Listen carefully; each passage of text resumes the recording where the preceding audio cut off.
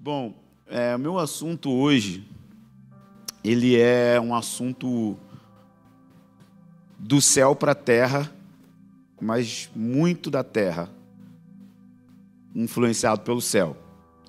Talvez você vai ficar um pouquinho surpreso, mas é um assunto que permeia a minha vida com lutas, dores, lágrimas, acertos, erros e um processo de maturidade. E que tem tudo a ver com aquilo que o Senhor está fazendo de maneira geral, mas é um assunto que, por vezes, no meio carismático, no meio profético, no meio do mover, ele não é muito tratado da maneira que deveria ser tratada e, às vezes, desassociado de tudo aquilo que a gente busca. Então, parte do que eu vou falar é fruto de experiências da vida, mas também das Escrituras, obviamente, e de algumas coisas que eu li durante a minha jornada e um livro recente que eu li, eu queria indicar até para vocês terem na livraria aí, Russell Moore, A Família em Meio à Tormenta. Como a cruz redefine o lar, a nossa família. Então, eu queria falar com vocês hoje sobre família. Queria conversar com vocês sobre esse assunto.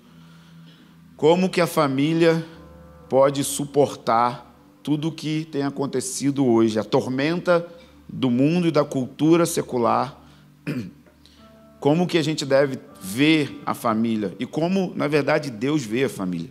Então, eu queria que você abrisse sua Bíblia comigo em Efésios, capítulo 2,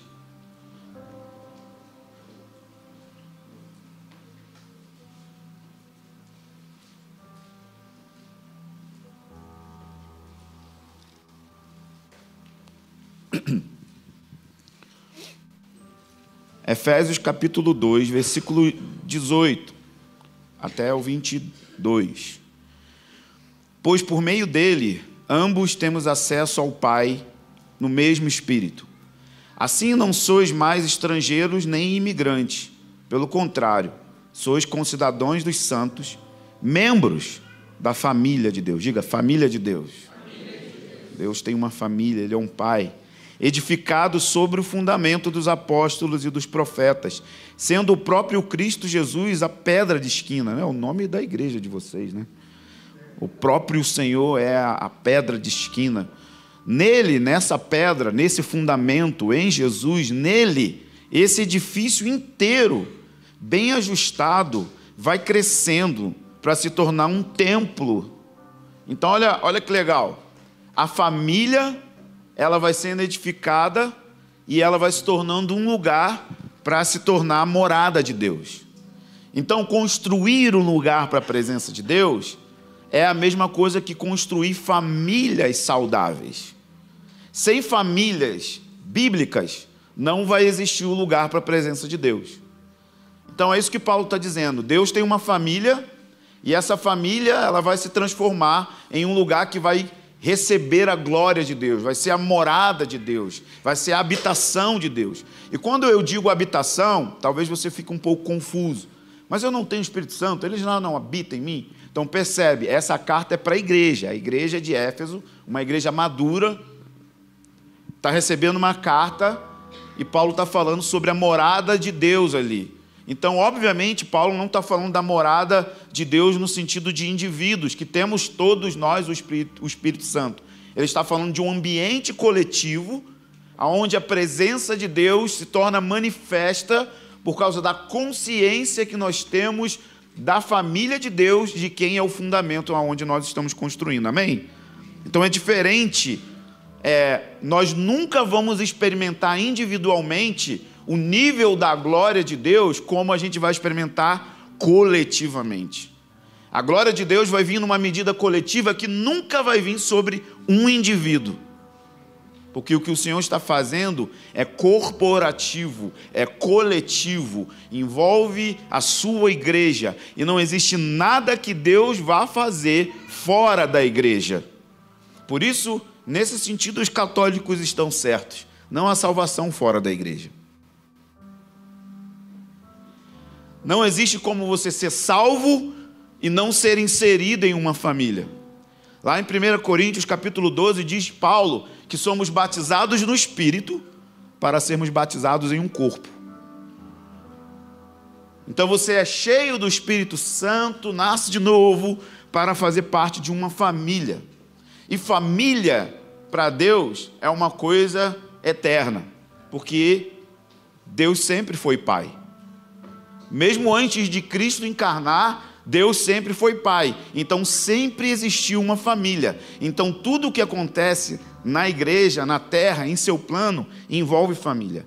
E essa é a chave mestra de Deus, porque Deus está levantando um exército, mas o inimigo vai ficar confuso, porque o exército é uma família. E quando você olha para a família, você não vê aspectos de guerra. Você não vê família no parque, passeando, e você lembra de um exército, e você lembra de guerreiros. Mas é exatamente isso que o Senhor está fazendo, e é exatamente por causa disso o bombardeio cultural, social, ideológico e todos os fenômenos que estão acontecendo ao redor das nossas famílias.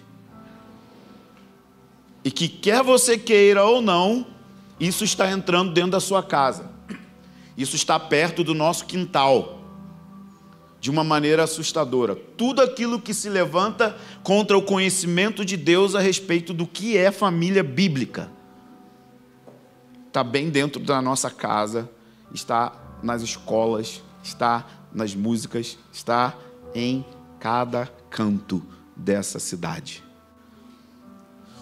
Então, a igreja tem um futuro. Em breve ela vai se tornar uma igreja gloriosa. Paulo chama a igreja de gloriosa.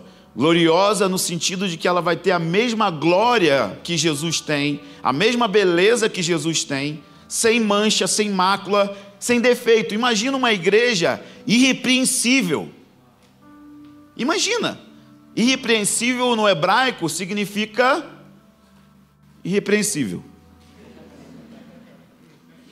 que não merece ser repreendida, porque está em um estado de beleza, sem mancha, sem ruga, sem mácula. Olha o que Paulo está dizendo, que o nosso futuro é tornar-se parecido com aquele que está vindo. É o futuro, é a promessa profética, vai acontecer. Entretanto, quando nós olhamos para o material que Deus vai usar, não sei você, talvez você seja muito evangélico. Quando eu olho para o material, qual é o material que Deus vai usar para levantar a igreja gloriosa? Diga, eu. Tipo, é você. Eu, nós. Diga, eu. E aí quando a gente vê eu, a gente começa a olhar qual é o material que Deus vai levantar para ter uma igreja gloriosa. Quando eu começo a olhar para a igreja no Brasil, quando eu começo a olhar para a minha igreja local, quando eu começo a ouvir as histórias ao redor do Brasil, quando eu olho o material que Deus vai usar, aí eu começo a ficar um pouco em dúvida se esse negócio vai dar certo.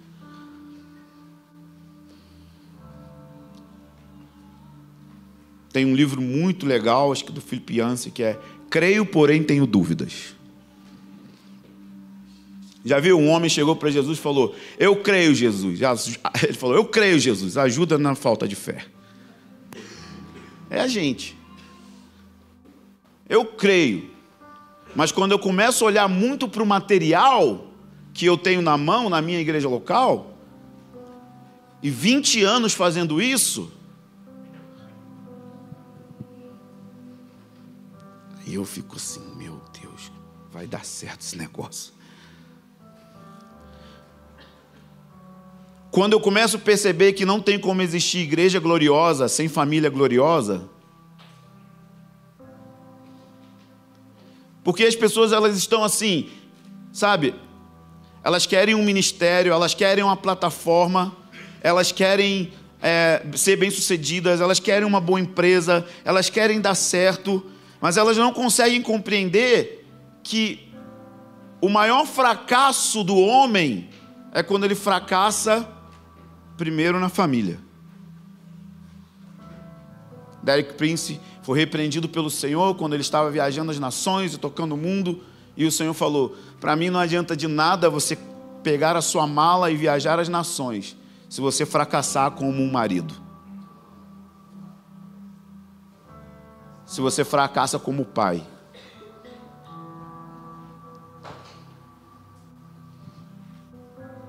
Quando a gente percebe que a igreja do fim é uma igreja constituída por famílias e que Deus vai precisar consertar a nossa bagunça. Então nessa noite eu quero falar de coisa real. Vida real. Segunda-feira. Vida real. Como eu cuido da minha mulher. Vida real. Quanto tempo eu gasto olhando nos olhos dos meus filhos. Vida real. Estão avivados? Aleluia. Glória a Deus.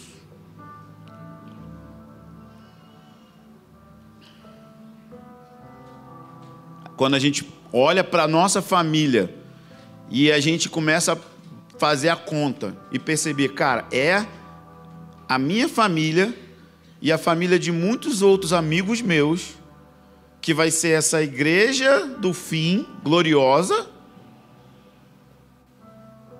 Quando eu olho a nossa realidade e eu olho para o passado, eu queria ter uma espécie de manual 100% perfeito de um marido. Quantos maridos gostariam de um manual desse assim? Só 2 ou 3, o resto nem liga. Vai continuar maltratando a mulher. Amém. Quantos de nós não amariam um manual de escolha de esposa certa, de acordo com as aptidões? Quantos de nós não gostaríamos de uma lista passo a passo que garantisse que não vamos acabar como outros casais ao nosso redor? Brigando na justiça depois do divórcio, dormindo juntos em uma cama na meia-idade, sem amor, sem sexo e sem afinidade e com muito ressentimento.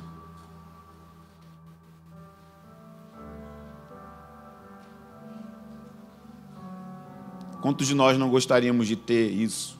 Quantos jovens antes de casar não gostariam de ter isso? Quantos jovens estão apavorados e com medo de casar porque não querem a mesma coisa que viram na casa dos seus pais? Eu recebo todo tipo de jovem com esse pensamento. Que odeia o casamento, que não quer ser mãe. Porque viu a coisa dar muito errada. Eu vou te falar, eu desde pequenininho só vi dor na família. Minha mãe se tornou dependente química. Meu pai deixou a gente quando eu tinha 15, 16 anos. Eu precisei virar o pai das minhas irmãs e o marido da minha mãe, ser o provedor da casa. Então eu comecei a prover para minha casa através de assalto, tráfico de drogas. Porque quando a desordem vem, o mais fraco sofre. Porque aquele que deveria ser o provedor trouxe uma desordem, logo aquele que deveria ser provido, os filhos, precisam se tornar o provedor antes do tempo.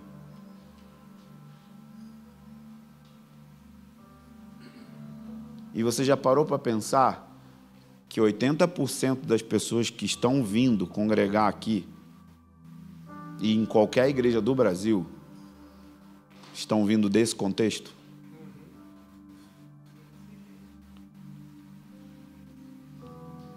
E que Deus vai pegar essa bagunça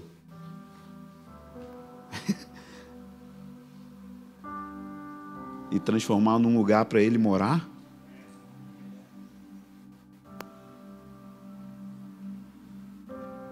Meu Deus. Eu tenho, sabe quantas qualidades? Cara, eu sou um zero gigante à esquerda. Eu não tenho nada, absolutamente nada intrínseco em mim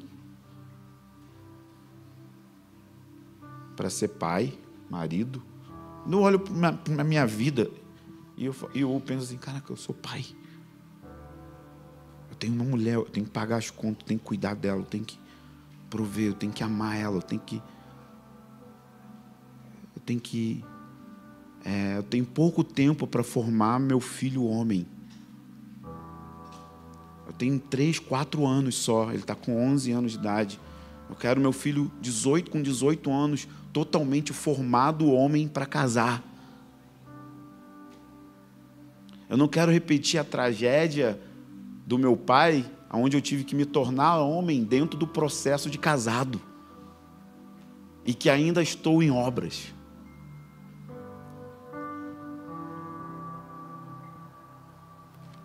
Mas aí eu olho para o meu score, para o meu lastro do passado, eu não tenho. Eu não tive. Então eu comecei a buscar uma lista de afazeres e de coisas para tentar me equipar. Cara, eu busquei uma lista de afazeres domésticos que um marido tem que fazer para não ser comparado com outro marido que limpa o quintal e bota o lixo lá fora. Só que eu sou tão ruim que quando chegava no final do dia, eu pensava assim, caraca, não botei o lixo de novo. E eu não boto o lixo de novo há 15 anos.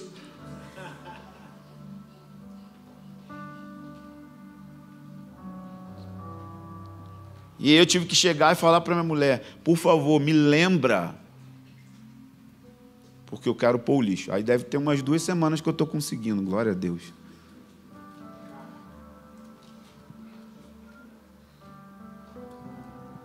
Falei, me lembra, por favor. Eu queria ter uma lista abrangente de como fazer meu filho nunca se drogar, nunca olhar pornografia. Queria que meu filho fosse salvo com 5 anos de idade. Não, eu queria que ele fosse salvo igual o João Batista, na barriga dela. Queria uma lista dessa. Eu li livros, eu busquei princípios, eu fiz curso para educar filho. Eu só não contei com uma coisa importante assim, e terrível. A queda. A queda zoou o universo. Nossos ancestrais ouviram a cobra e decidiram ser independentes de Deus. O pecado destruiu tudo. Eu estou em Cristo, eu não estou em Adão. Amém. Mas as consequências da queda te afetam até hoje.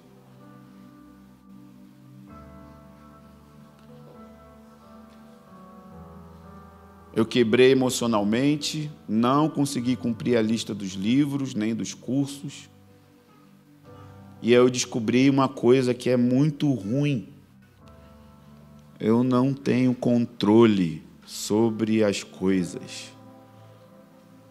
Eu queria muito ter o controle do futuro. E Deus começou a me humilhar. Porque a minha confiança estava no meu braço, estava nas minhas aptidões, estava no meu conhecimento disso, daquilo. Eu não estou dizendo que buscar os recursos para isso não é importante. O que eu quero dizer é que nossos ancestrais se esconderam de Deus. E que o segredo máximo para você ter uma família em ordem é parar de se esconder de Deus. Se você quer consertar, eu não gosto da palavra consertar, vamos falar. Se você quer ver a sua família ser transformada, não faz folha de figueira. Deixa eu tentar ser claro. Sem vulnerabilidade, não existe transformação. E nós precisamos que Deus levante uma geração de líderes vulneráveis. Sem vulnerabilidade, não tem como experimentar os afetos da misericórdia de Deus.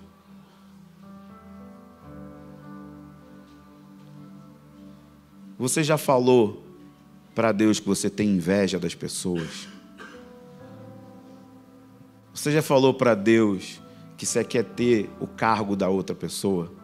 Você já falou para Deus que você está ofendido porque Ele está prosperando um amigo seu e você não? Você é vulnerável. Você aprendeu com o rei Davi nos Salmos ser vulnerável? Ou você montou um personagem gospel que vem para cá todo domingo e Brennan Manning diz: Deus não ouve oração do falso eu. Você montou um falso eu.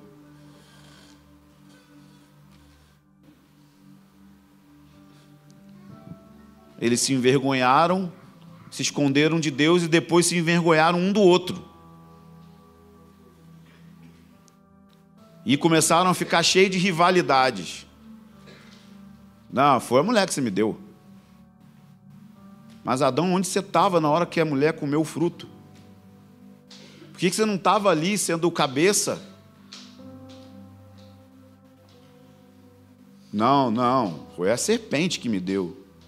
E desde então nossos relacionamentos são assim. Nós não assumimos a nossa responsabilidade. Tudo que a gente está vivendo sempre é a culpa do outro. E a gente vive isso na nossa família e a gente vive isso como igreja. Mas a culpa foi do pastor que não cuidou de mim. Mas a culpa foi do meu discipulador, porque ele falou de um jeito comigo errado. Não, mas eu sou assim porque o meu marido é assim. Mas eu sou assim porque a minha mulher não me ouve. Deixa eu te dizer uma coisa. Quando o Senhor fala: homens, amem as suas esposas como Cristo amou a igreja, e Cristo amou a igreja dando a vida por elas, não é uma coisa condicional. Tipo assim, eu vou amar a minha esposa como Cristo amou a igreja, se ela me ouvir. Do outro lado, quando a Bíblia fala: mulheres, sejam submissas ao seu marido como ao Senhor, não tem a ver com, não, só vou ser submissa se ele me tratar bem todo dia. Porque uma coisa que você precisa entender é que quando você casa com uma pessoa que está sob o efeito da queda. Lá na nossa religião, no Rio, a gente não acredita em namoro. Nunca, jamais. Então, lá a gente, quando um jovem está interessado na outra, ele conversa com a liderança vai avaliar caráter, emoções, maturidade, é a hora de se envolver. E aí, quando passa por isso, eles têm 1 ano de amizade mesmo. Se encontram na casa dos pastores ou dos pais, não se tocam, não se beijam, não tocam na mão, e passam um tempo falando do coração, dos sonhos, da vocação, o que eles querem ser na vida, construindo aquilo que eles vão ser para sempre, se quiserem ter um casamento saudável. Amigos. Um casamento saudável é um casamento de amigos. Porque eu garanto para você, vai chegar um dia que tudo vai ficar murcho.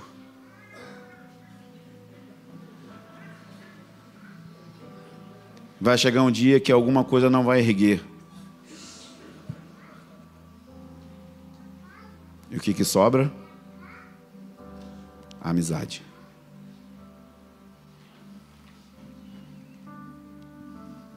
Só que se você passa um bom tempo colocando a língua na boca da outra, tem um negócio que chama tesão, conhece? E isso faz você ficar burro. E aí você está prestes a se casar com Satanás e não sabe.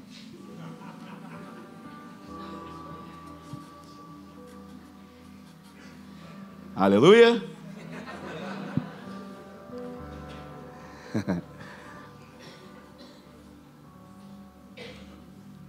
Porque na nossa religião o que a gente quer dizer é o seguinte, esse cara aqui é um pecador, e essa menina é uma pecadora, E vocês vão morar junto e não pode ir embora depois que briga, não vai para a casa da mãe. É para sempre. Então a gente dá um choque de realidade. A gente sente e fala, olha, você viu os defeitos que ele tem? Ele faz isso aqui. Quando você casar, esse defeito vai aumentar por 200%. Mas você acha que os púlpitos do Brasil estão falando isso que eu falo? Não. Na maioria dos lugares que eu conheço, não. Não estão nem aí. Há uma cultura de defraudação. Defraudação é quando você faz uma coisa com outro que você não pode se responsabilizar. Você cria expectativas sexuais, emocionais, manipula. Então, a gente tem o problema da queda. Só no primeiro livro da Bíblia, depois da queda, tem homicídio entre irmãos, poligamia, divisão entre pai e filho, estupro, incesto e marido disposto a prostituir a própria mulher. Chega da falta de ar. Só em Gênesis.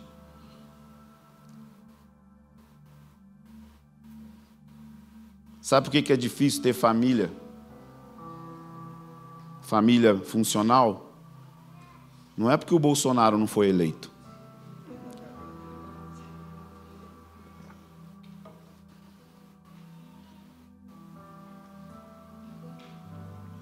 Porque você está num mundo caído. E você traz consequências da queda. E eu estou lançando esse caos, esse quadro caótico, para fazer você desistir da sua força e começar a confiar no Evangelho.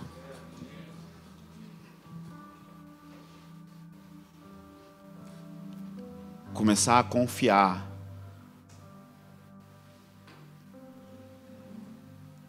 que por meio dele o Pai reconciliou consigo todas as coisas. Por meio do sangue do Filho na cruz, o Pai fez as pazes com todas as coisas, no céu e na terra. Isso inclui você, que estava longe de Deus, você que era inimigo, separado de Deus. Ele reconciliou você com Ele pela morte do Filho dele. E a confiança que você precisa ter é a confiança de que nele, na presença dele, pela graça dele, entrando em relacionamento com ele, ele vai trazer ordem para o meio da bagunça. Então eu quero deixar coisas bem básicas aqui. A primeira delas é que o espírito de Elias está vindo antes do terrível dia do Senhor, em Malaquias 4, 5 ou 6, para fazer uma conversão, voltar-se. Conversão, você sabe disso, é quando você está indo numa direção e você volta para uma outra direção, você está indo numa direção contrária, e ele está dizendo, a maioria dos pais estão indo numa direção contrária dos filhos. Então vai vir uma palavra profética tão forte, que a coisa mais espiritual que você vai fazer como pai é voltar o seu coração para o seu filho e gastar a maior parte da energia da sua vida discipulando seus filhos. Hoje, essa é a minha meta principal. Não são as escolas, não são as viagens, não é o ministério, não é a igreja. Eu paro tudo para dar a minha vida pelos meus filhos.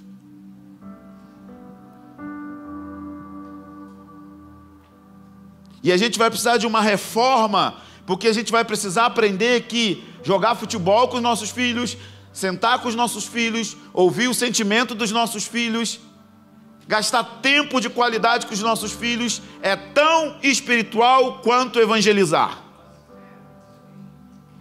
É tão espiritual quanto fazer uma viagem missionária. E na verdade é mais importante.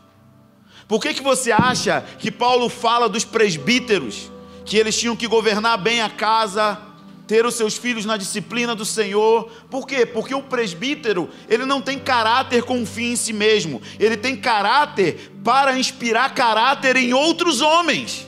Na verdade, o papel do presbitério não é pastorear a igreja, é levantar homens que pastoreiam as suas próprias casas. Mas vamos lá. Você vem para a igreja doido para entregar o seu filho na escolinha, enquanto você faz a coisa de adulto. E aí quando ele faz 15 anos, ele descobre que nunca foi parte daquela família e ele vai embora, porque agora ele tem força para ir embora.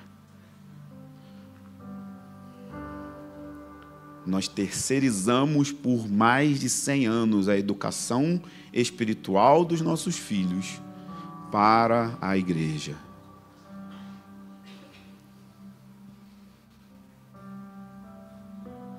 Aleluia.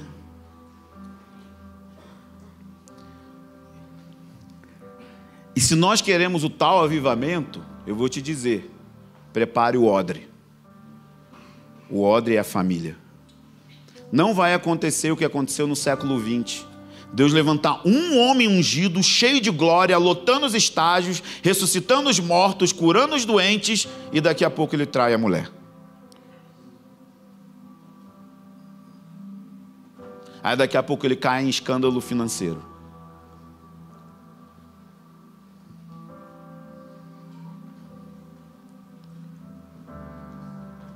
Deus está fazendo algo. E ele vai começar dentro da mesa da sua casa.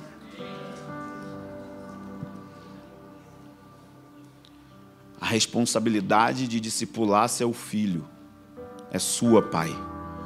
É por isso que Elias disse: ele vai converter o coração do pai, não da mãe. Já parou para pensar que os homens são aqueles que menos oram, menos leem a Bíblia, menos participam das reuniões de oração? Você já parou para... em 25 anos de ministério, todas as vezes que acontece de um casal estar congregando num lugar que não tem nada a ver, que prega heresia, onde a família está morrendo, sempre, quem tem discernimento de sair do lugar é a mulher. Na minha experiência, sempre é mulher. Eu não aguento mais aquele lugar, a gente está morrendo, nossos filhos estão morrendo, eles não pregam a Bíblia, e meu marido fica falando que não é o tempo de Deus. Que topeira gospel. Não é o tempo de Deus, a gente tem que ter calma.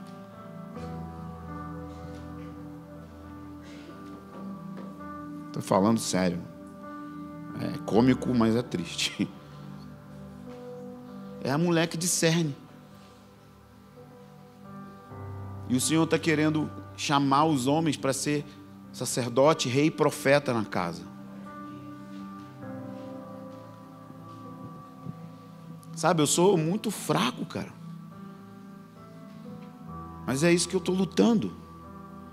Na minha mesa, na cama dos meus filhos, no café da manhã, quando nós abrimos as Escrituras. Nem sempre é fácil, nem sempre é divertido, mas isso é um valor que a gente precisa guerrear. Culto doméstico. 15 minutos, uma vez por semana. Abrir a Bíblia, no café da manhã, ler ela, orar junto. Sentar na mesa e criar uma cultura de afirmar um ao outro. Nós fazemos isso há anos na nossa casa. Mesa, café da manhã. Os discípulos chegam às vezes quando está acontecendo e eles sentam na mesa. E aí você vai ver o meu filho expressando o coração com 10 anos, desde os 8 anos. E aí você vai ver a minha filha expressando o coração. E aí nós vamos encorajar uns aos outros, nós vamos falar na vida uns dos outros. O pai assume o papel de disciplinar o filho e não deixa as mulheres descabeladas. Mas nem disciplinar filho a gente faz, porque a psicologia diz que não pode. Mas a Bíblia diz que uma criança sem vara se torna vergonha para os pais.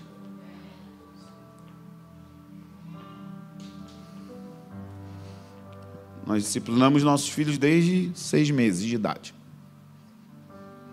Nunca removi uma chave do REC. Nunca tirei um objeto de cima do REC. Nunca.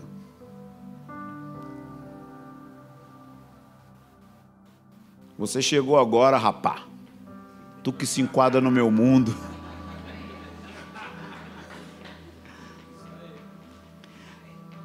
Aí eu fui pregar sobre isso lá na Episcopal, aí uma mãe me parou muito ofendida, muito triste.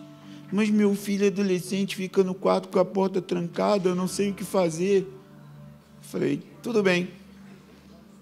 Quem paga a conta dele? Eu. Ele é menor de idade? Sim. Entra lá e manda nele. Nunca mais feche a porta do seu quarto enquanto viver debaixo do meu teto. Oi, tudo bom, gente? Vocês vêm sempre aqui? Olha, na nossa cultura local, tá? Não é doutrina, não é dogma, nada. Nós nunca tivemos escolinha para criança. Já estou na segunda plantação de igreja. Só nessa a gente vai fazer 7, 8 anos. Método.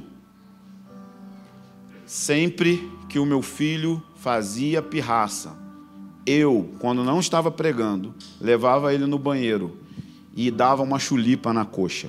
Paf! Ih, escandalizei geral agora, né? Hoje meu filho fica horas em um culto. Hoje não. Muito tempo, desde pequeno. A mais nova foi. E é óbvio que não é só disciplina. É disciplina e amor junto. É disciplina e olho no olho. É disciplina e afeição. Não é espancar por espancar. É ensinar que Deus disciplina os filhos porque ama. E quem não aceita a disciplina é bastardo, não é filho legítimo. Sabe quantas vezes eu entrei no quarto com meu filho e eu explicava para ele, olho no olho: ei, Benny, você vai ser disciplinado agora, porque você tratou mal a sua irmã. Você vai ser disciplinado agora porque você falou desrespeitosamente com a sua mãe. Você vai ser disciplinado agora porque você mentiu. E eu estou fazendo isso porque eu amo você e eu quero livrar sua alma do inferno. Ele deitava na cama, abaixava o shortinho, eu dava uma palmada, ele levantava, chorando, me abraçava e dizia: eu amo você, papai. E obviamente eu chorava junto.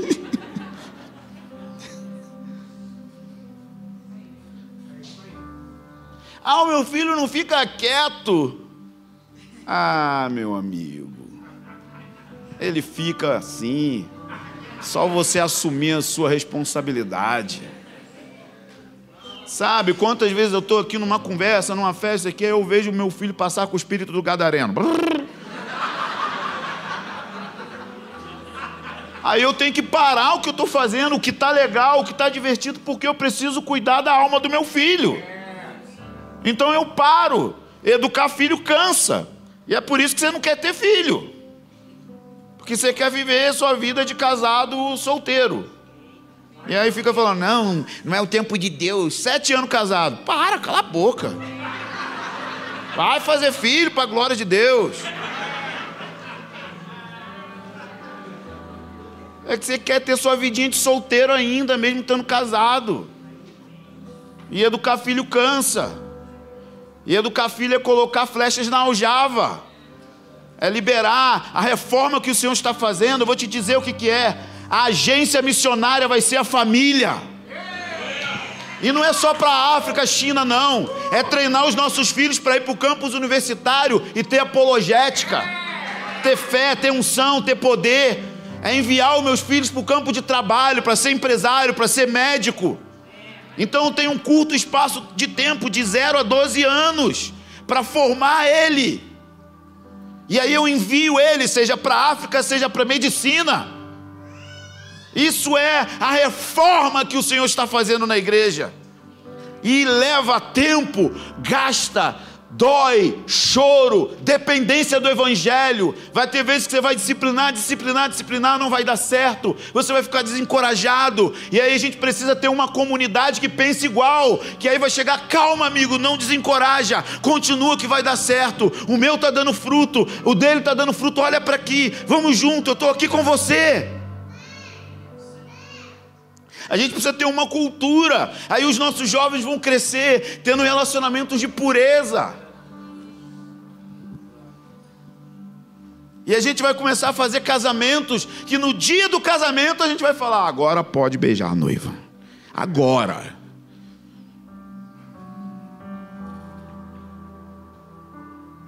Radical, né?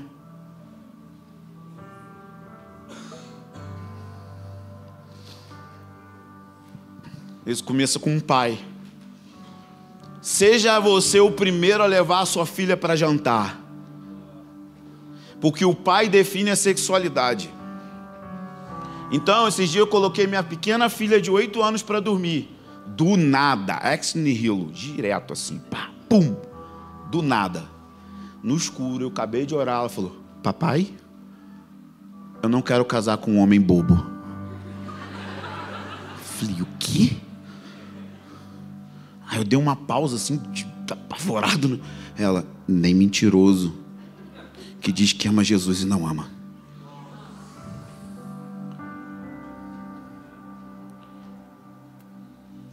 E aí no outro dia, o meu filho é igual a mim, né? Ele é sanguíneo, melancólico e dramático. Então ele vai para minha cama tipo meia-noite.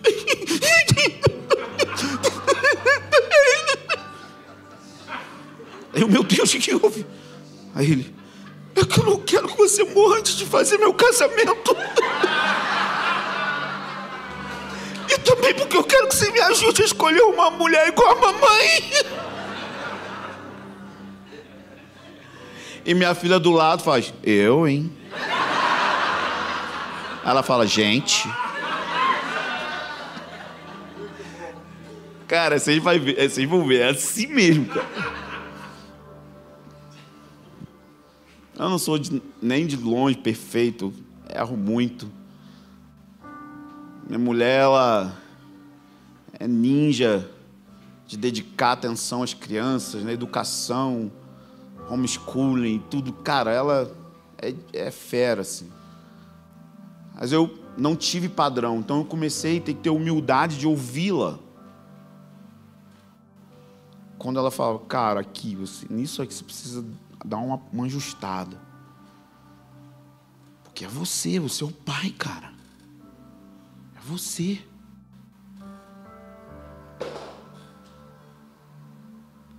Mas sabe o que rola? A gente não tem diálogo em casa.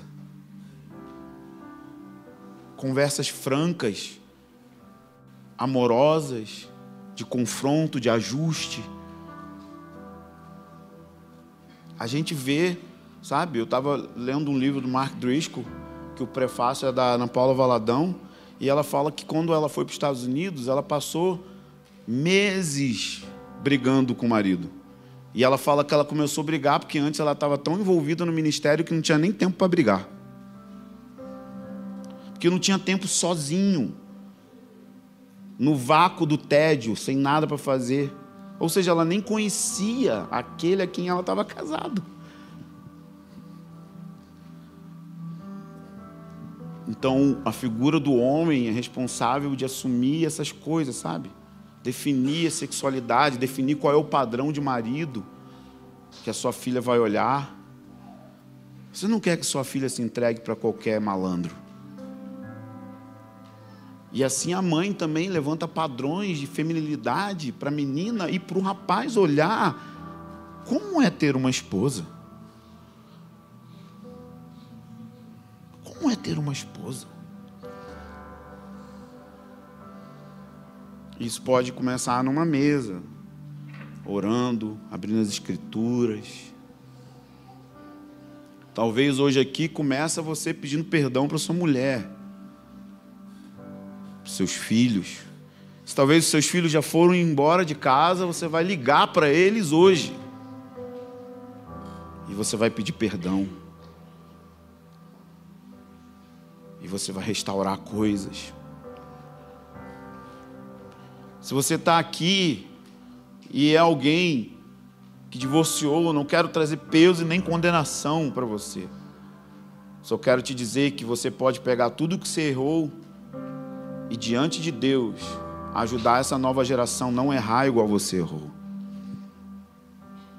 Porque Deus pega até o caos e transforma em algo bom para a próxima geração. Porque Deus é bom. Deus é bom. Nós vamos ter que lutar mediante o poder do Evangelho, de Deus, nós entrarmos no lugar da presença e falar: Deus, eu não consigo. Por que Deus envia Elias para converter o coração do pai ao filho? Não faz sentido, tinha que ser Abraão. Abraão é que teve uma renca de filho. Elias nem casou. Mas por que é Elias? Primeiro porque Elias surge num cenário de aborto, onde um homem estava edificando uma cidade que Deus tinha amaldiçoado. E ele matou os 2 filhos edificando Jericó. E Deus disse para nunca mais edificar Jericó. E o pai estava edificando o que Deus amaldiçoou e os 2 filhos morreram. Quantas pessoas estão perdendo filhos porque estão construindo aquilo que Deus amaldiçoou?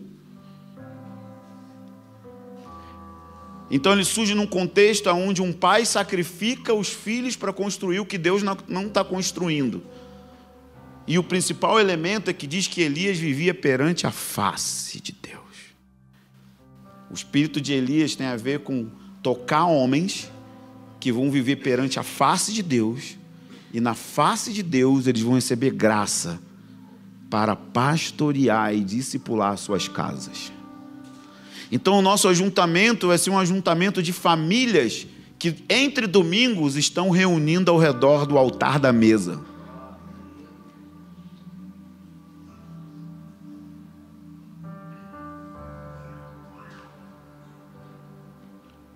É uma reforma. Toda reforma é chata. Quebra aqui, pinta ali, tira daqui. É incômodo. E a gente vai precisar assumir nossa posição como homens. Porque tem uma geração inteira vindo atrás da gente, tentando olhar para algum lugar.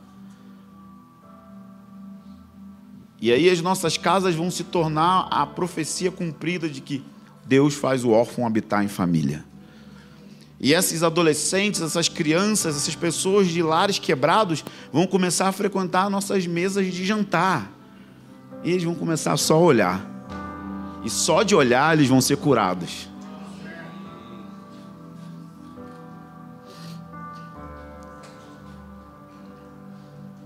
Vai ser poderoso.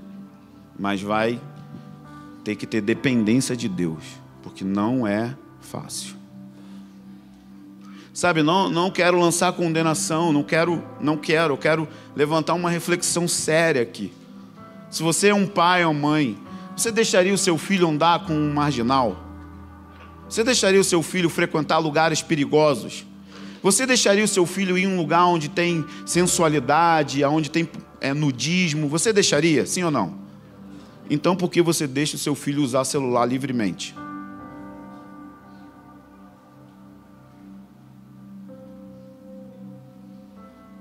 Porque isso tudo que eu falei está lá. Eu fui no Parque da NASA em Gramado, sabe? Eu estava lá e os meus filhos, nenhum deles tem celular, nem tela, nem... E aí entrou umas 30 crianças assim de 8 anos. Todas com um smartphone na mão. Com internet.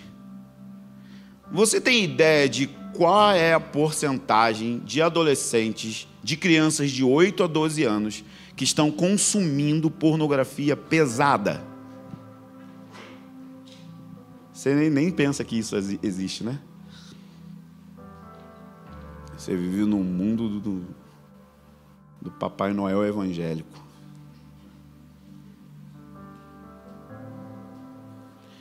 E mesmo que você não dê um para o seu filho, ele vai para a escola onde todo mundo tem um. E aí ele vai botar lá num videozinho pornográfico e vai mostrar.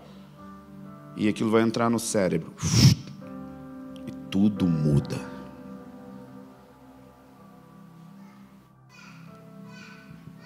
Não estou pregando legalismo, não estou pregando nada disso. Estou fazendo a gente pensar e repensar quais são os limites. Tecnologia é uma bênção, muita coisa boa. Mas será que as nossas crianças têm maturidade para usar isso livremente?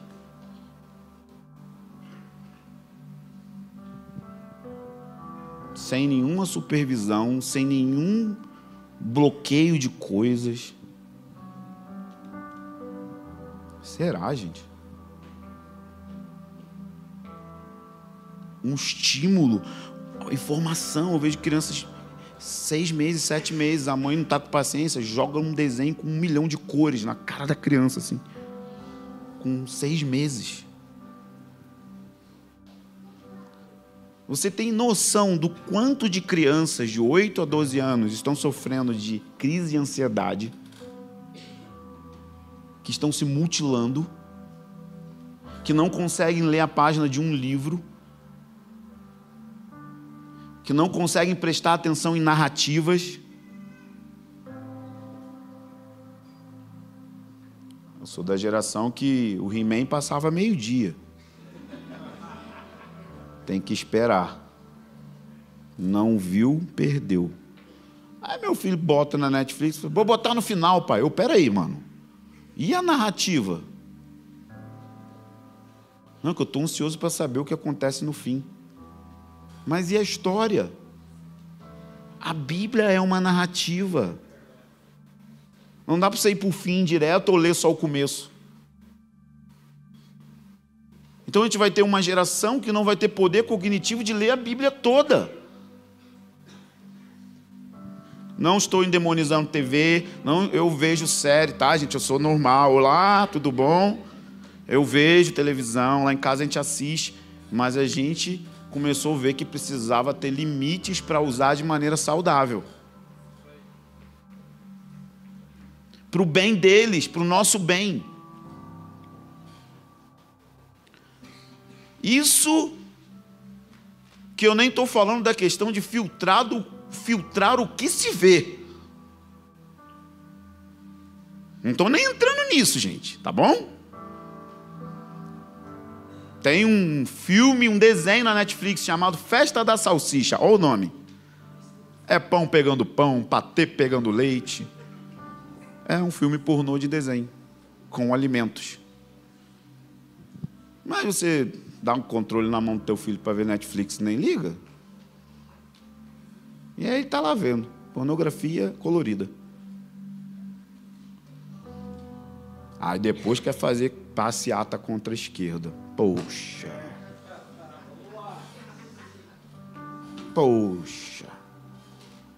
Quer ficar postando videozinho de cientista político na internet. Pô, não dá, irmão. Eu fui numa reunião de pastores, eles iam fazer uma passeata pela família. Eu levantei e falei, não vai adiantar nada. Aí meu amigo falou, não faz isso não. Nada. Perda de tempo. Eu não vou andar no sol em São Gonçalo nunca. Não vou. Vocês não levam a esposa para um jantar. Não compram uma lingerie para a mulher. Pão duro pra caramba. Não tira férias com a esposa. Não pergunta como ela está. Vai para a rua fazer passeata de família. Para quê? Se seu casamento já é uma droga. Por quê? Vamos olhar para dentro, gente. Vamos começar a olhar para dentro e ser vulnerável. Vamos reunir os homens da igreja, vamos conversar sério. E vamos rasgar. Eu estou vendo pornografia, me ajuda a vencer. E vamos chorar junto. E vamos se humilhar junto. Homem só aprende a ser homem andando com outros homens que estão quebrados. Vamos reunir as mulheres. Vamos ler Tito 2. E aí vai ter lá, mulheres mais velhas, ensinem as mais novas a amarem seus maridos. Ensinem as mais novas a serem excelentes no cuidado do lar. Cara, a moçada não sabe tirar um pó do móvel. Não sabe temperar um feijão, quer casar. Tudo bem, um dia você está atarefado, você pode pagar uma diarista, pode pagar alguém para te ajudar. Beleza, mas se você não tem nem o padrão e o critério, você vai contratar uma má profissional que vai fazer tudo errado e você vai achar que está bom. Porque um dia você nunca foi dona de casa. E a Bíblia fala que ser uma excelente dona de casa é espiritual.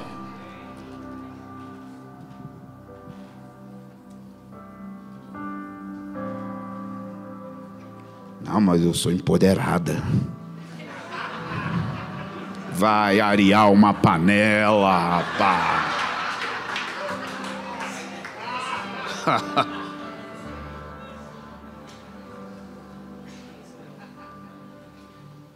Vai varrer uma sala, passar um aspirador.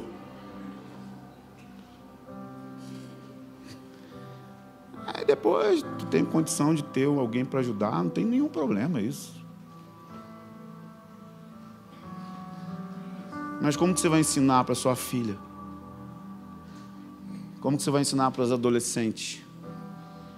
Elas já entram no casamento assim, a mãe falando: filha, trabalha, estuda, seja alguém, porque se um dia ele te fizer alguma coisa, você mete o pé. Ela já entra no casamento com gatos escaldados.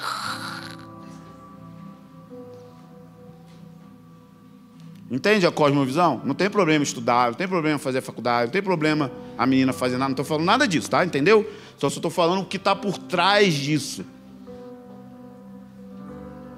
Já entra achando que vai dar errado. Precavida. Esse é o discurso. Aí você vai nas igrejas, acho que é ser pastora. Ah, mas pelo amor de Deus. A mulher faz xixi em pé, fala grosso.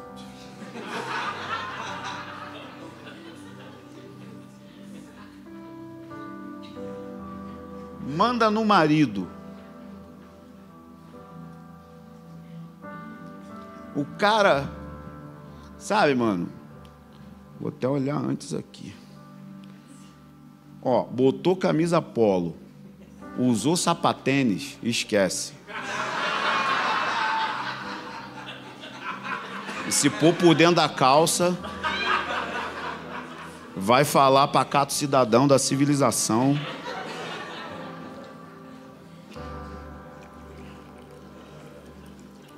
Vamos lá. Chega de homem bom, bonzinho. Sabe o bonzinho? Aquele cara bonzinho? Oi, querido. Mano, quando falou, querido. Que querido, rapaz? Eu, hein? Tiro comendo no rio. Ô, querido. Eu fui num lugar que o cara veio assim: oi, querido. Aí dá uma mão frouxa assim e falou: ô, querido. Não é guerra, mano. Tem uma filha lá, vai crescer. Vai chegar lá em casa querendo... minha filha. Ô, pastor, qual é? Olha o papo. Falou: irmão, deixa eu apresentar Jesus aqui rapidinho. É o meu taco de beisebol escrito Jesus. Você passar por ele, aí você pode chegar perto da minha filha, entendeu? Quem vai proteger sua filhinha da malandragem aí? Ah, mas porque eu sou manso. Manso não tem nada a ver com ser otário. Nada a ver. Você pode ser firme e extremamente gentil. Você pode ser firme e extremamente cuidadoso da sua mulher. A gente ensina isso para os nossos jovens solteiros, os homens. Se vê uma irmã carregando peso, pega a bolsa. Se tiver no lugar, dá lugar, abre a porta. Cuida das meninas. Não é porque quer conquistar, porque é sua irmã. cuida, protege. Viu que tem alguém olhando, andando na rua, fica perto. Homens foram feitos para a guerra. E mulheres foram feitas para serem cuidadas, protegidas, levantadas, erguidas. Mas o cara fala: oi, querido.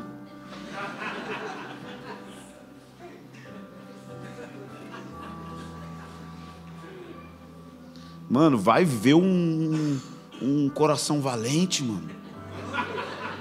Vai ver um Rambo, um Rocky Balboa, vai ver um texto, mano. Um gladiador, vai ver alguém lutando por uma donzela. Alguém lutando por conquistar uma donzela. Vai ver um coração de conquista. Aí a menina tá com um cara, 7 anos, namorando. Eu acho que você já está fazendo muito mais coisa do que namorar. Mas tudo bem.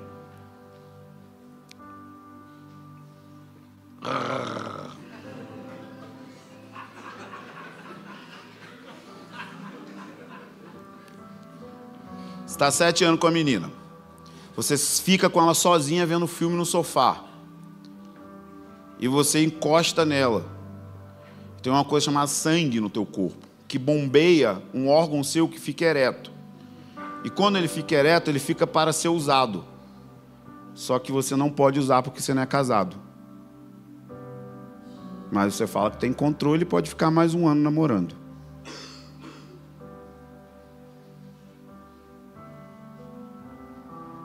Sete anos, fica fazendo isso. Então hoje eu queria te libertar, minha amiga. Se você está aqui nessa situação, esse é um culto de descarrego.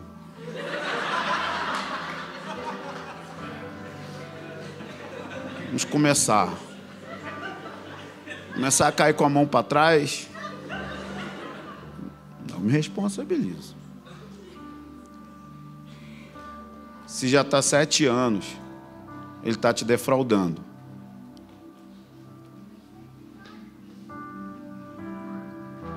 Defraudando, ele está te enganando. Mesmo.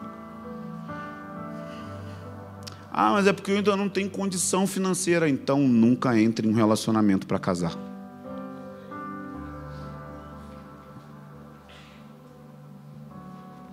E aí tem outra coisa, que esse pateta, ele não tem uma missão na vida. E submissão é ajudar o outro a cumprir a missão. Então você não pode seguir ele porque ele não sabe para onde está indo. E alguém precisa te avisar disso. E eu estou aqui.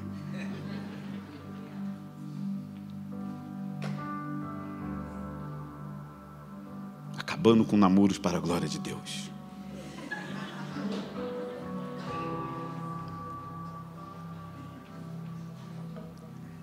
A coisa que você tem que fazer com a sua juventude é gastar o máximo dela descobrindo quem você é em Deus. Quando você descobre quem você é em Deus, você vai descobrir o que Deus quer fazer com você. E aí você vai ter um parâmetro para escolher o seu parceiro. Porque agora você sabe quem você é em Deus. E você não está tentando suprir a sua carência com outro rapaz. E agora você tem um padrão, porque você andou perto dos seus pastores e viu o padrão. Então agora você definiu um padrão, e esse padrão é um padrão de homens fracos, quebrados, mas bíblicos. E aí você começa a analisar que Deus está colocando uma missão em você, sei lá, para você ir para a África. Mas aí, quando você vai falar com o rapaz, e aí você fala: qual é a sua missão? Ele: pô, pastor, eu estou correndo atrás, né? De quê? Para onde? Deixa eu te dizer aqui meu testemunho para a gente orar. Conheci a Maíra em 2007. 2006, né, amor? 2007 a gente casou, né? Casamos em 1 ano. Nunca ouvi uma voz, né? A rapaziada que fica na voz, né? Meu Deus. Meu Deus, Pai.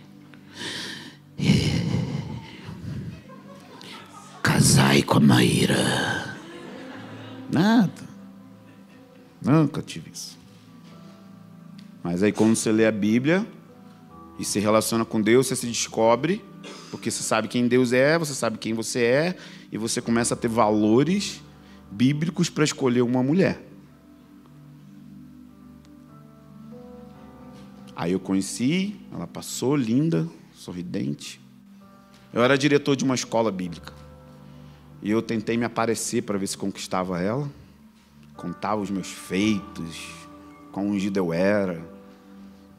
Chegava na rodinha dos amigos, assim, tinha amigos em comuns, eu ficava contando minhas vantagens quando eu andava com o Gregório McNulty.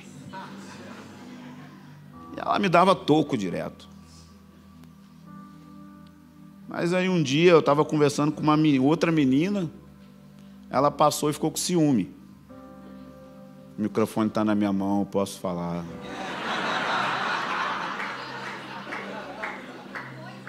Porque o microfone está na minha mão.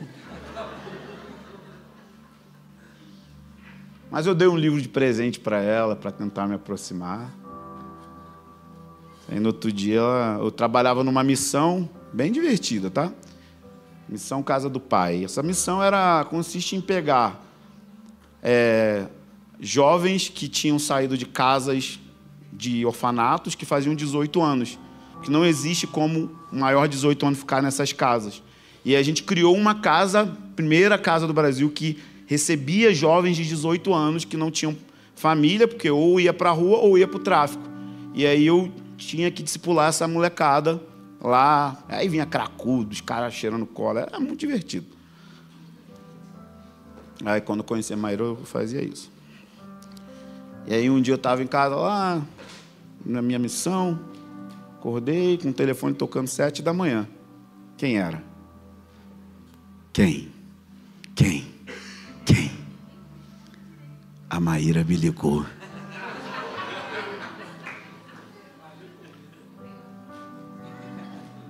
Não atendi. Oi? É a Maíra. Você gosta de cinema? Eu falei, eu sou um cinéfilo.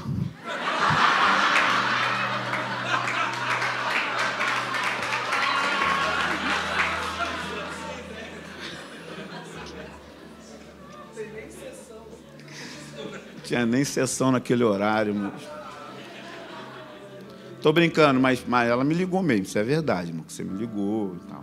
Mas a gente marcou uma conversa debaixo da árvore, no quintal, assim, era tipo no estacionamento da igreja, né? E eu sentei com ela e comecei a falar sobre o que eu queria fazer com a minha vida.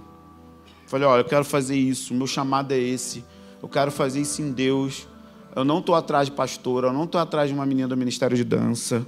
Eu não quero uma líder, tipo, eu quero uma esposa. E se Deus te der para você fazer tudo isso outro, eu vou te apoiar. Mas eu quero uma esposa. Porque Provérbios fala que quem acha uma esposa, achou a glória. Então eu queria achar uma esposa. Que fosse cuidar de mim, dos meus filhos, da minha casa. E eu botei terror nela, assim. Falei, talvez a gente vai morar numa kitnet. Talvez nunca mais você vai ter... Ela era patricinha, tá, gente? Não vai ter teu perfume importado. Não vai ter mais shampoo de chique. Porque, se vocês entenderem, a Maíra, ela é patricinha. E eu era, cara... Eu era grunge, mano. Eu via Nirvana e comia resto de pizza. Andava com calça de skate caidona assim, cinto punk, fedendo, muito esculachado, mano. Aí eu falei, o negócio aqui é assim. Porque tem uma coisa assim, que você precisa entender se você quer casar. Ou você tem... É isso aqui, tá? Você tem que ter fé e missão. Ou dinheiro. Dinheiro eu não tinha. Eu tinha fé e missão. Fé e visão. E aí... Eu falei, você quer andar comigo? Você quer andar comigo? Você quer me seguir? Cara, tinha 2 semanas, eu acho, que a gente se conhecia, assim. Tinha 1 mês. Eu falei, eu estou muito sério nisso. Eu falei tudo, assim. Eu falei, a gente pode sofrer muito. Eu quero uma mulher que me siga. Que seja ajudadora idônea. E aí eu fui conversar com os meus mentores, Harold Walker, ele esteve aqui, né? Quem ouviu o Harold aqui? Eu caminho com o Harold desde 2002. Tive gente para pôr o dedo na minha cara. Isso é outra coisa importante. Se você quer ser homem, quem te fere? Quem te para? Quem diz não para você?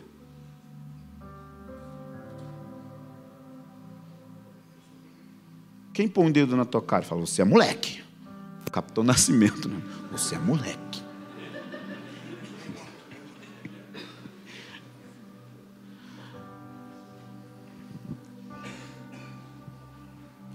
Eu vou contar uma coisa aqui que eu posso ser cancelado. Eu vou contar. Eu estava em Ponta Grossa, ministrando... Não, estava em Mato Grosso do Sul, ministrando uma conferência, tá? Aí fizeram um churrasco no final e tal, a gente estava lá comendo um churrasco aqui, conversando, aí tinha uns jovens, aí tinha um rapaz lá, barbudo, tal, conversando, aí na hora o Espírito Santo me tomou assim e falou assim, dá um tapa na cara dele.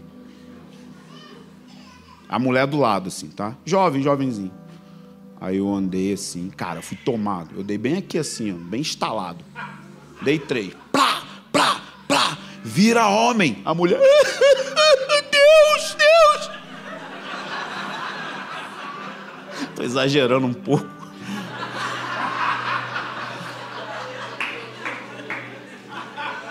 Tem várias perspectivas da visão. Depois eu fui conversando. Como que vocês viram aquele dia? Cara, eu nunca fiz isso na vida. Nunca. Ele ficou tremendo assim, me olhando. Falei, você precisa ser homem. Cuida da tua mulher, teu moleque. Cara, esse cara hoje é um dos nossos melhores obreiros. A mulher dele me agradece semanalmente. Mudaram para o Rio, são missionários, um cantor ungido. Um dia, na próxima eu quero trazer ele aqui. E ele tem prazer de contar o testemunho, tá? Isso que é muito legal. Ele não era cuidado, ele tinha vários problemas emocionais, ninguém percebia.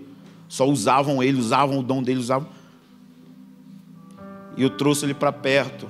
Ele ficou na minha casa 1 semana depois. Ele mudou, não tinha casa ainda. Assim, cara, quem era ele e quem ele é hoje? Incrível. Incrível. O que é um tapa bem dado? Mas tem que ser ungido, não pode ser na carne. Aí voltando para Maíra, eu falei isso tudo para ela, eu fui conversar com o meu mentor, falei, o que eu faço?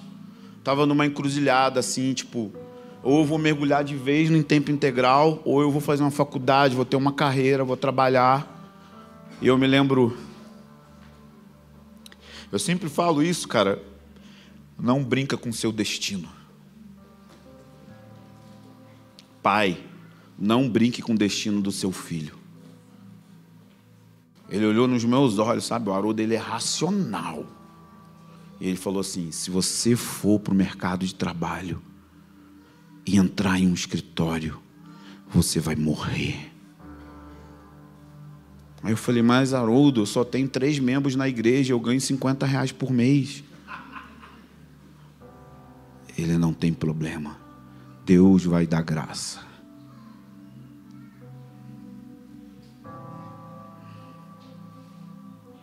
Aí passou 6 meses, eu fui falar com minha sogra, meu sogro. A Maíra foi demitida. Eu plantando uma igreja. Eu, Maíra e minha mãe. As entradas eram ótimas. Ganhamos uma casinha para morar. Pequenininha, simples, 1 quarto. E eu ia casar no meio do outro ano. Mas aí eu ganhei a casinha. Eu só queria não pegar chuva e sol. Era emprestada. Porque, sabe, a galera fica assim, não, primeiro eu vou pagar, quitar uma casa própria, né? Mas está 7 anos transando. Primeiro eu vou um carro, né? Tem o meu carro, né? Aí eu peguei os moleques lá, tudo noivo, assim, falei, me dá uma data agora ou larga ela. Eu quero uma data. Para de enrolar. Todo mundo deu a data, todo mundo casou. Deus quer família.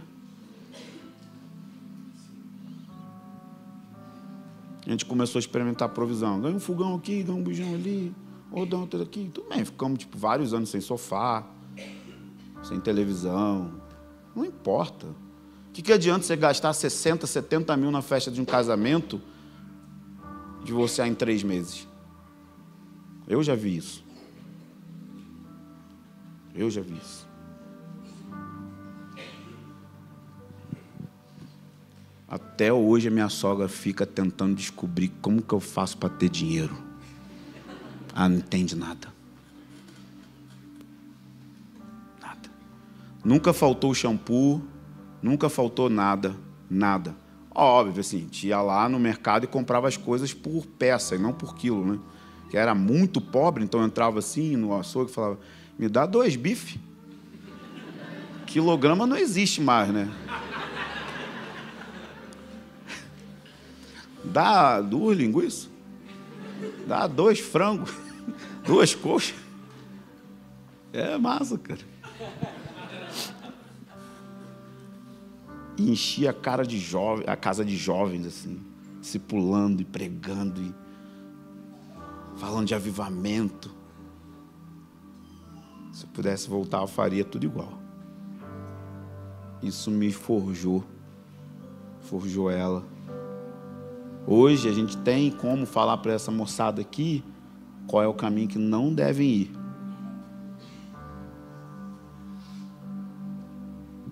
Porque avivamento é família.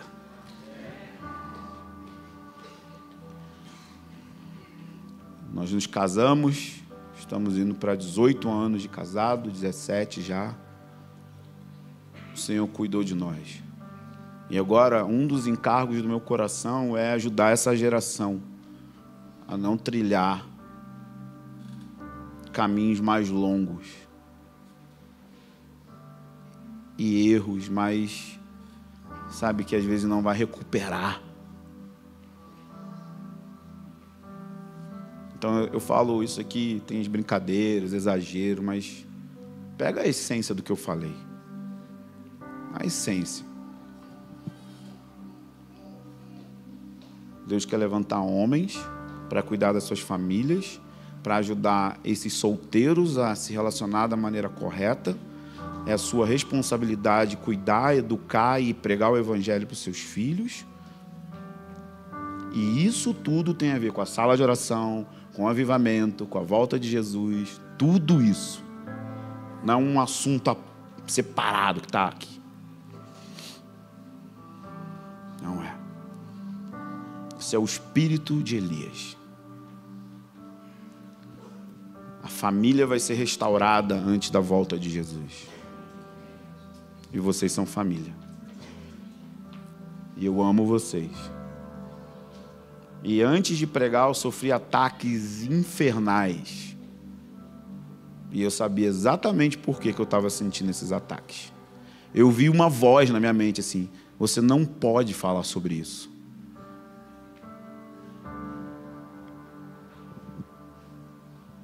Eu ouço ameaças do inimigo. Se você falar disso, eu vou pegar os seus filhos.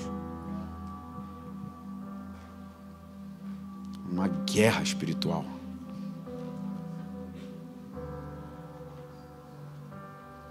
Uma guerra.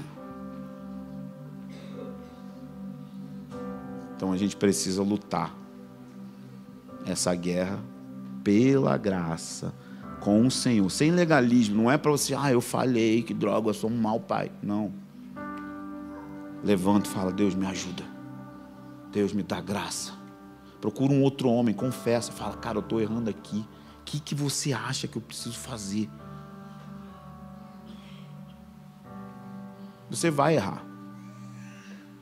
Eu vou errar. Eu erro várias vezes. Mas uma coisa que eu aprendi é, quando eu erro, pedir perdão rápido. Se humilhar. Vamos ficar de pé, quero orar.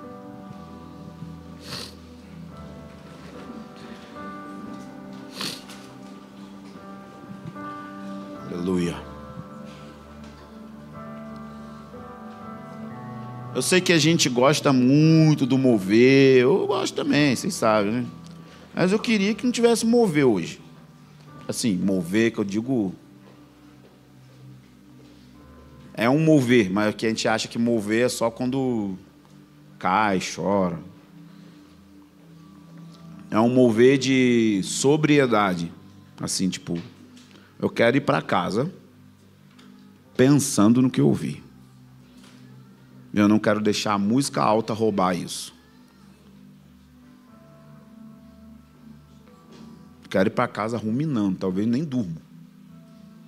Vou ficar assim, caraca, mano, como que eu estou errando com minha mulher? Como que eu não estou sendo exemplo para os jovens? Como eu estou falhando com os meus filhos? Como eu preciso me arrepender do que eu já falhei? Então, a primeira coisa que eu quero fazer é orar pelos homens casados. Se você é casado e é um homem, que é muito importante que seja um homem. Hoje em dia, precisa deixar isso muito claro. Vem aqui na frente, quero orar pelos homens casados.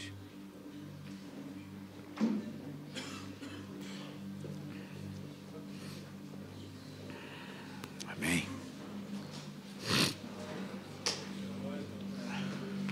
O Senhor vai levantar vocês. O Senhor vai remover a vergonha, a culpa, o medo, a acusação das falhas do passado, até as falhas do presente. O Senhor vai levantar vocês com coragem. Quero indicar 2 livros aqui, Farley. Você deve conhecer, obviamente, John Eldridge. Coração Selvagem e a Grande Aventura Masculina. E Coração Selvagem. E o terceiro é O Silêncio de Adão, do Larry Crabb. Eu acho que está esgotado. Mas de qualquer forma, vai atrás desses 2 materiais, todos os homens da igreja, e leiam esse material. Eu tenho certeza que vocês vão ser remexidos por dentro. E esse que eu indiquei, Família na Tormenta, é um livro realístico, que fala dos problemas reais que a gente enfrenta como família, sem ficar muito falando sobre família doriana, ou coisa perfeitinha, sabe?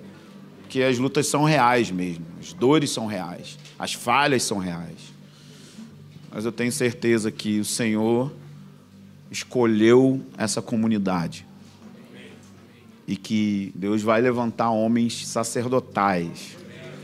Vocês vão ser ungidos pelo Senhor para pastorear a casa de vocês, sem vergonha, sem culpa. Pai, primeiro eu quero calar a voz do inimigo, do acusador, dizendo para eles que eles não podem, não são, não vão vencer ou não são capazes. Remove a vergonha, Senhor. Remove a culpa por falhar várias vezes no mesmo lugar. Começar em mim mesmo. Eu estou aqui também no apelo, Senhor. Me dá graça para amar minha mulher. Me dá graça para disciplinar e discipular os meus filhos. Me dá graça para cuidar da minha casa. Me dá graça para fazer do meu lar leve para minha esposa.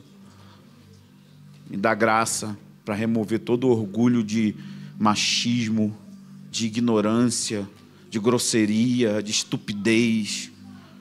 E eu oro também, Espírito Santo, por convencimento de pecado, aquilo que eles precisam ser convencidos, não acusados, mas convencidos pelo Espírito Santo do que eles precisam voltar atrás e refazer o caminho e limpar coisas que, sabe, sujou muita coisa e eles voltam e limpam isso, mas pela graça, pelo sangue de Jesus, eu peço agora mesmo, vem sobre esses homens com poder. Restaura a vida de oração deles, restaura a vida de leitura da palavra deles, restaura o fogo e a paixão por Jesus neles, que eles sejam os mais intensos nas reuniões de oração, que eles sejam os mais intensos na adoração, que eles sejam os que mais choram nas reuniões, Libera um batismo de lágrimas sobre esses homens, Senhor. Dá a eles uma carcaça forte e um coração quebrantado. Faz isso na vida desses homens, Senhor. Eu oro por um avivamento no meio das famílias. Eu oro por visitações na hora do café da manhã, da janta. Eu oro, Senhor, no meio de conversas comuns, Senhor, que eles estiverem, Teu poder caia sobre eles. Teu poder caia sobre a casa deles. Senhor, libera isso, Senhor. E que eles não levem essa palavra para casa como algo condenativo, mas como uma esperança de um novo começo. Agora, se você é a esposa de algum desses caras aqui, você pode vir à frente e orar por eles. Porque existe um outro problema, é que às vezes o homem é o cabeça, mas o pescoço que quer virar a cabeça, né? E a mulherada não deixa o homem liderar. Uma vez eu estava com a minha esposa assim, e elas falavam, decide onde a gente vai lanchar. Aí estava ninguém decidia, se decidia. Aí eu falei, então a gente vai nesse lugar. Aí ela falou, lá não. Eu falei, aí você não quer deixar eu liderar. Então, às vezes, irmãs, vocês precisam deixar eles liderarem, ainda que dê errado. Solta o controle, moça. Porque o processo de dar errado é o processo que vai humilhar eles. E aí vocês têm que voltar atrás e falar, a culpa é minha. Eu decidi errado. Mas precisa dar espaço para os homens começarem a dizer a direção. Não, acho que é assim, amor. É óbvio que tudo é conversado, não é uma coisa autoritarista. A gente toma decisões assim, amor, eu acho que é assim, não sei o que você está sentindo. Nem sempre ela vai sentir o que eu estou sentindo e ela vai seguir. Mas muitas vezes a perspectiva dela me faz mudar de opinião. Eu falo, nossa, está certo mesmo, eu ia fazer uma cagadinha aqui nesse negócio. É muito bom ouvi-las. Elas têm perspectivas diferentes. Mas você precisa ser aquele que traz a palavra final. E aí as irmãs precisam dar uma relaxada, com a carne muito trêmula. Essa relação é uma troca, sabe? Não é uma coisa assim, eu mando. Submissão não é chicote, cala a boca. Não é isso, vamos conversar, mas você precisa deixar o cabeça aqui. Preciso decidir. E os filhos precisam ver isso, crescer vendo isso. Que tem uma ordem. Tem uma ordem. Então, pode orar para o seu marido, você vai orar por ele, abençoa ele. Talvez você tenha que liberar perdão. Profetiza na vida dele. Abençoa ele, fala, eu te abençoo para ser líder na nossa casa, para você ser cheio do Espírito Santo, para você assumir. Eu libero você, eu libero a sua vida. Aleluia, Senhor. Libera a sua presença sobre essas famílias aqui. É noite de cura, é noite de recomeçar, noite de reavaliar coisas. Ah, Deus.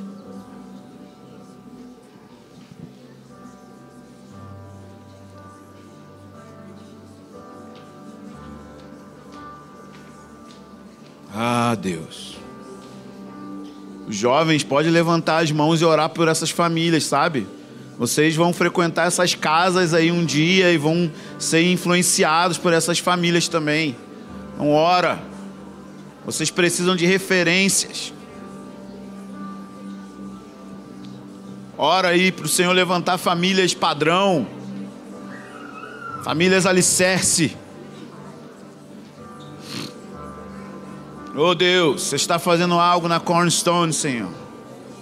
Está fazendo algo aqui, Senhor. É mais profundo do que eles imaginam. É mais sólido do que eles pensam. Vai começar aí nesse lugar escondido chamado família, lar. Move Espírito Santo nas famílias aqui. Move nos casais, nas esposas. Tira feridas, dores, sentimentos. Você pode curar. Senhor, é assim que você fez em Toronto. Casamentos eram restaurados quando o seu poder caía. Então libera o seu poder para restaurar famílias aqui, restaurar vidas aqui, restaurar relacionamentos aqui, relacionamento com os filhos.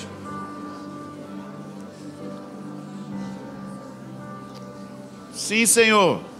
Sim, Senhor. Concordamos, é a tua vontade. É a tua vontade. A igreja é uma família. É a família de Deus. É a tua vontade, Senhor. É a tua vontade. Levanta a sua bandeira contra o inimigo. Faz o inimigo fugir. Levanta a sua bandeira, Senhor. Guarda os nossos filhos. Guarda as nossas casas, blinda a mente, as emoções dos nossos filhos, mas também nos faz entender qual é a nossa responsabilidade de dizer sim ou não, de pôr limites.